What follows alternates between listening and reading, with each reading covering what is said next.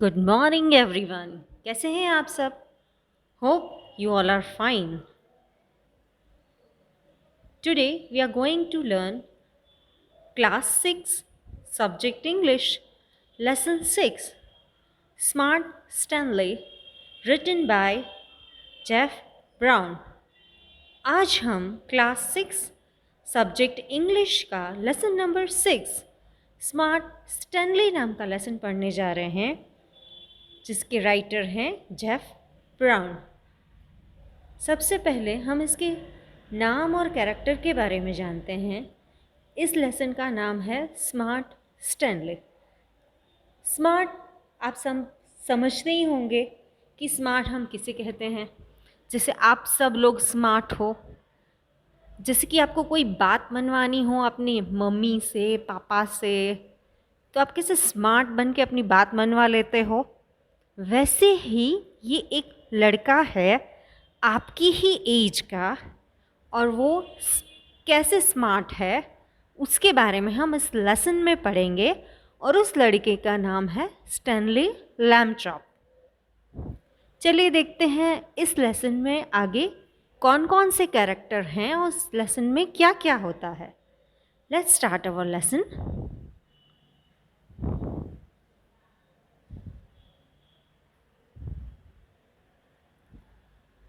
इसके कैरेक्टर्स के बारे में मैं आपको कुछ बताती हूँ पहले।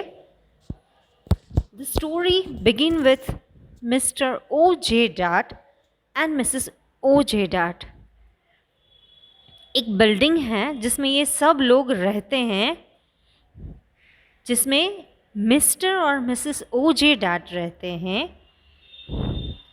और जिसमें हमारे third character Mr Lambchop, fourth number Mrs Lambchop भी रहते हैं। और ये मिस्टर लैम्बचॉप और मिसेस लैम्बचॉप का बेटा है स्टैनली लैम्बचॉप, जो कि स्मार्ट है। और इसने क्या स्मार्ट वर्क किया इसके बारे में ये पूरी स्टोरी और ये पूरा लेसन है। और इस स्टोरी में हम आगे कुछ पुलिस ऑफिसर्स भी देखेंगे और कुछ थीव्स भी, मतलब कि कुछ चोर भी। चलिए देखते हैं। The story begins. Mr. and Mrs. O.J. Dart live in the flat just above the lamb shop. Mr. Dart was an important man, the director of famous museum of art in the city. Mr. और Mrs. O.J. Dart एक building के flat में रहते थे, और उनके पड़ोसी जो थे वो लैम्बचॉप्स थे। मतलब कि मिस्टर लैम्बचॉप, मिसेस लैम्बचॉप और उनका बेटा Stanley लैम्बचॉप।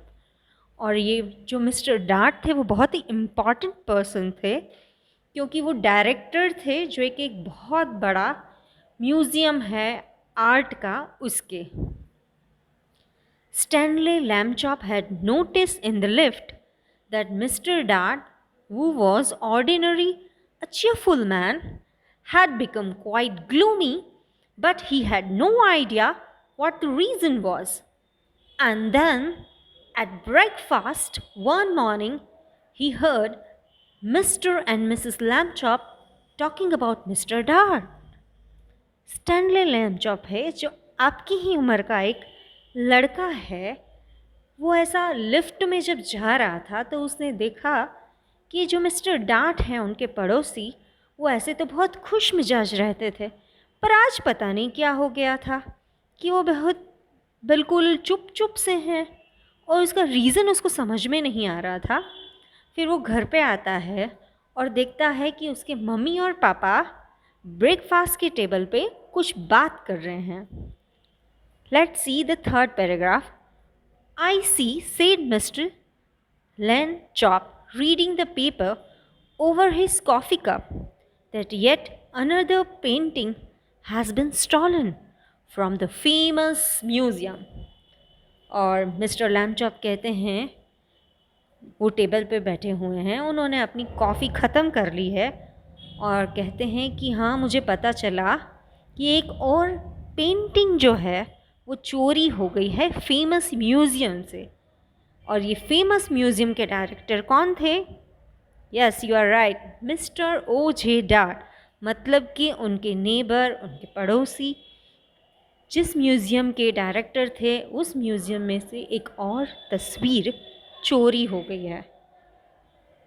It says Mr. Lambchop went on that Mr. O.J. Dart, the director, is at his wits' end.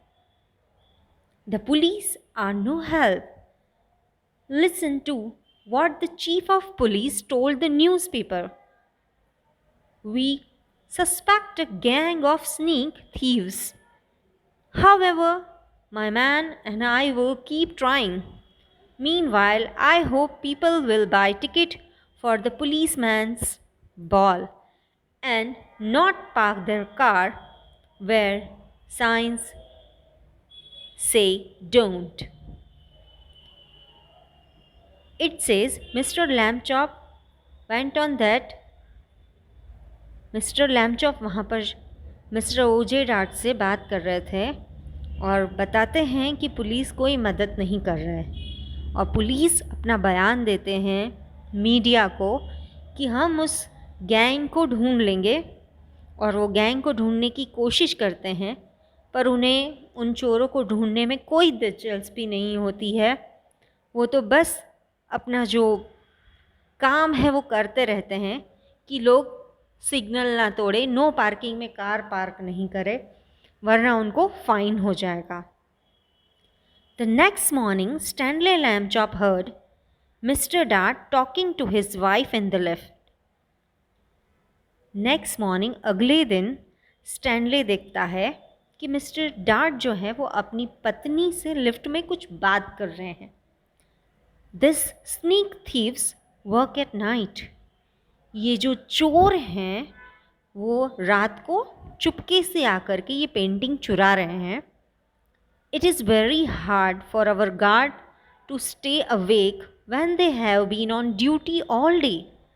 और ये हमारे गार्ड के लिए बहुत ही मुश्किल होता जा रहा है कि जो पूरे दिन भी ड्यूटी करता है और रात भी ड्यूटी करता है, और पूरी रात जागना, मतलब कि रात का टाइम ऐसा होता है कि हर एक व्यक्ति की कभी ना कभी थोड़ी देर के लिए भी नींद तो लग ही जाती है, और उसी वक्त ये चोर अपना काम कर रहे हैं। The famous museum is so big we cannot guard every picture at the same time. I fear it is hopeless hopeless hopeless.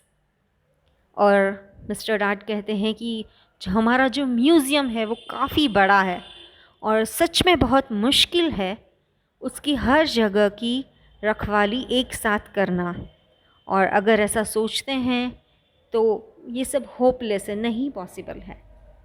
Suddenly as if an electric light bulb had light up in the air above his head, giving out little shouting lines of excitement.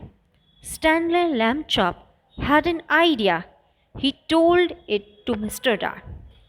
Suddenly से उस lift में ऊपर की जो light होती है वो चालू हो जाती है, और स्टैनले उस लिफ्ट में होता है, और स्टैनले मिस्टर डार्ट को कहता है कि मेरे पास एक आइडिया है, मैं आपकी मदद करना चाहता हूँ, क्या अपन करें? स्टैनले कहता है मिस्टर डार्ट से, मिस्टर डार्ट कहते हैं स्टैनले से, if your mother will give her permission I will put you and your plan to work this very night. अगर तुम्हारी मॉम परमिशन देती है तो हम इस आइडिया के बारे में कुछ कर सकते हैं। Mrs. Lambchop gave her permission. Mrs. Lambchop भी उसे परमिशन देती है। But you will have to take a long nap this afternoon, she said. I won't have you up till all hours unless you do. इसके लिए तुम्हें पूरे दिन में अच्छे से, मतलब कि आफ्टरनून में, दोपहर को अच्छे से सोना पड़ेगा अगर तुम्हें पूरी रात जागना पड़ा। इसीलिए पहले तुम दोपहर में अच्छे से सो जाओ ताकि तुम रात को जाग सको, उन चोरों को पकड़ सको। That evening, after a long nap, Stanley went with Mr. Dart to the famous museum. Mr. Dart took him into the main hall where the biggest and most important paintings were hung. He pointed to a huge painting that Mr. Dart explained was the most expensive painting in the world. और उसी शाम को mister dart Stanley को अपने साथ museum ले जाते हैं। वो म्यूज़ियम बहुत बड़ा होता है। मिस्टर डार्ट स्टैनले को हर एक पेंटिंग दिखाते हैं और हर एक पेंटिंग के बारे में बताते हैं, और वो बताते हैं कि ये जो एक पेंटिंग है वो बहुत ही एक्सपेंसिव है, बहुत ही महंगी है, पूरी दुनिया में सबसे महंगी पेंटिंग यही है। There was an empty picture frame on the opposite wall. We shall hear more about that later on. और उसी के ऑपोजिट साइड में एक एम्प्टी खाली फ्रेम होती है जहाँ कोई पिक्चर नहीं होती है। उसके बारे में मिस्टर डार्ट कहते हैं कि इसके बारे में मैं तुम्हें बाद में बताऊंगा। Mister dart took Stanley into his office and said, "It is time for you to put on a disguise." अब समय हो गया है कि तुम्हें अपना वेश परिवर्तन कर लेना चाहिए। From a closet, he took a white dress with a blue chaise, a pair of shiny little pointed shoes, a white straw hat with a blue band that matched the sash, and a wig and a stick. Mister dart Stanley को कुछ सामान देते हैं जिससे वो अपना वेश परिवर्तन कर सकें, अपने आप को बदल सके, एक शेपर्ड गर्ल में वो अपने आप को चेंज कर सके। द विग, जो सर के जो बाल है, was made of blonde hair, long and done in ringlets. The stick was curved at the top and it too had a blue ribbon on it. जो स्टिक है उसके ऊपर का जो भाग है वो थोड़ा सा कर्व बना हुआ है और उसके ऊपर भी ब्लू रिबन लगी हुई है। एट दिस शेपर्डेस डिस्ग्यू, क्या ये एक सच में जो ग्वाला होता है, जो गाय भैंस चराता है, वो ऐसा उसके टाइप का डिस्ग्यू लग रहा है। Mr Dart said, "you will look like a painting." तुम्हें ऐसा दिखना है जैसे तुम पेंटिंग में हो। That belong in the main hall, जो मेन हॉल में लगी हुई है। Stanley was so disguised that he could hardly speak. I shall look like a girl. Stanley को बहुत बुरा लगता है क्योंकि उसको ऐसा लगता है कि मैं गर्ल लगूंगा। That's what I shall look like, he said. I wish I had never had my idea. और उस वक्त वो सोचता है, अरे माई गॉड, मैं गर्ल लगूंगा, इससे अच्छा होता कि मैं उनको ये वाला आइडिया देता ही नहीं। But he was a good sport, so he put the disguise. पर उसमें एक बहुत अच्छा नेचर था स्टैनले का और बहुत बहादुर था, इसलिए वो उस वेशभूषा को धारण कर लेता है और अपने आप को एक ग्वालन के जैसे ड्रेस में रेडी करके आता है। Back in the main hall, Mr Dart help Stanley climbed up into the empty picture frame.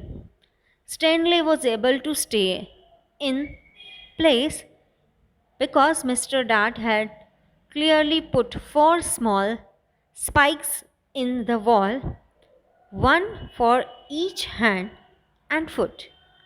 The frame was perfect fit against the wall. Stanley looked just like a picture.